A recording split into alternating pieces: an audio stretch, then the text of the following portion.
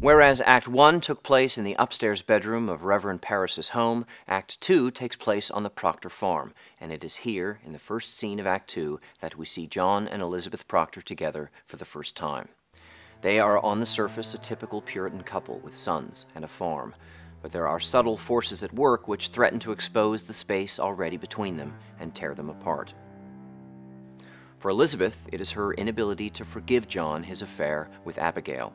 She knows of the affair and believes that John is committed to her, but she still distrusts John's feelings for Abigail and is wounded when she discovers John had spoken with Abigail in private. For John, it is his unwillingness to be honest with himself. Proctor is furious that Elizabeth refuses to let him forget his lechery, and he insists he feels nothing for Abigail. But yet, he is still reluctant to go to Salem and expose Abigail's duplicity. Proctor is quite obviously in denial.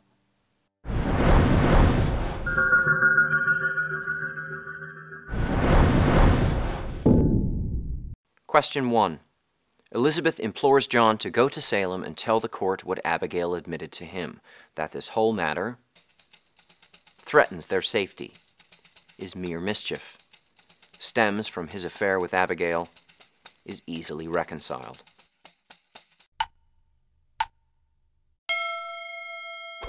Elizabeth implores John to go to Salem and tell the court what Abigail admitted to him, that this whole matter is mere mischief. Question 2. Why does Elizabeth believe John is reluctant to charge Abigail? She thinks Abigail is blackmailing him. She believes John pities Abigail.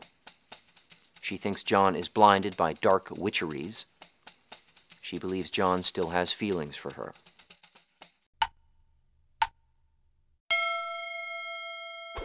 Elizabeth believes John is reluctant to charge Abigail because he still has feelings for her.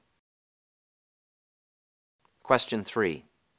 Proctor's reluctance to go to Salem proves that he loves Abigail, is in denial, despises Elizabeth, is frightened of the witches.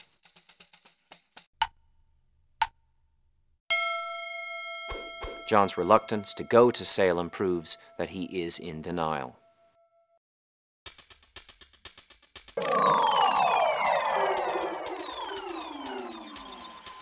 Mary Warren returns home from town with a gift for Elizabeth, a puppet or puppet she made while sitting in court. Mary reveals that 39 people were now in jail and that Goody Osborne had been sentenced to death. Mary says that Goody Good avoided the news by confessing to making a compact with the devil. John is in disbelief that women are to be hanged with no proof of wrongdoing, but Mary swears the beggar Goody Good had mumbled curses at her whenever Mary refused to give her money. As an official of the court, Mary believes she is doing God's work.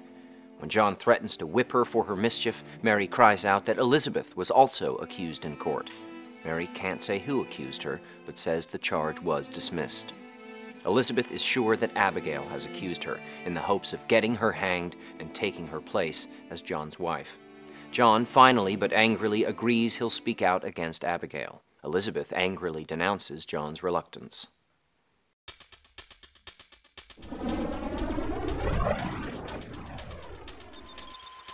Mary Warren returns to the Proctor farm where she is employed and gives Elizabeth a puppet she made in court. The seemingly harmless gift foreshadows Elizabeth's arrest later in the act. John is furious that Mary should disobey his orders to remain at home. But Mary, like Abigail Williams and the other girls who now sit as officers of the court, is lost in the thrill of her new sense of empowerment. She feels justified in disobeying her boss because she believes she has become an instrument of God. News from town is that 39 people now sit in jail, awaiting trial on charges of witchcraft. The fever of accusation is taking hold, and Mary's story about how Sarah Good confessed is a perfect example. Mary tells Elizabeth that Sarah tried to kill her many times. When Elizabeth says she's never heard Mary mention that before, Mary responds, "I never knew it before. I never knew anything before. When she came into this court, I say to myself, I must not accuse this woman, for she sleeps in ditches, and so very old and poor. But then Then she sit there, denying and denying, and I feel a misty coldness climbing up my back, and the skin on my skull began to creep, and I feel a clamp around my neck, and I cannot breathe air.